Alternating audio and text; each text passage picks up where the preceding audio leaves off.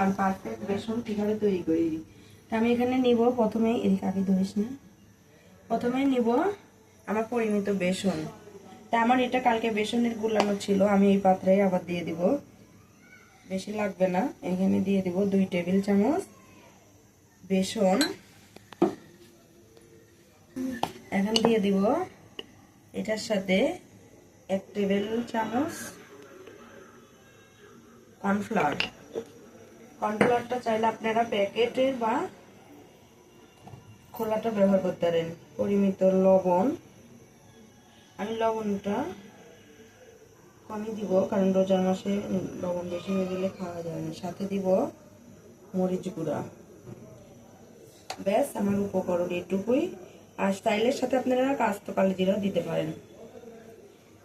এখন আমি এই যে পানিটা মিলাবো, আস্তে আস্তে পানি মিলাবো, কারণ একবারে পানি দিলে এটা জোট হয়ে যাবে।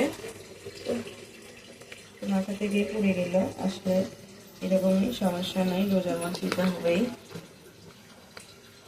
আমার বেসনটা এরকম ভাবে আমি ঘুটে নিব। এইভাবে আপনারা বেসন গুলাবেন, একদম পারফেক্ট বেগুনি হবে। আর আমি বেগুনিটাও আপনাদেরকে ভেজে একদিন দেখাবো যে কত সুন্দর হয়। তেমন বেসনটা এখন আমি একটু পানি অ্যাড করে দিব। আমি পানি খাবো। আমার মেয়ে বেসনগুলো দেখে ও সারাদিন কোনো পানি খান দিয়েছিল না, এখন বলতেছে মা আমি পানি খাবো।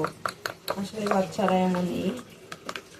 তা আমার এই যে বেসন গোলানো কিন্তু একদম ডান।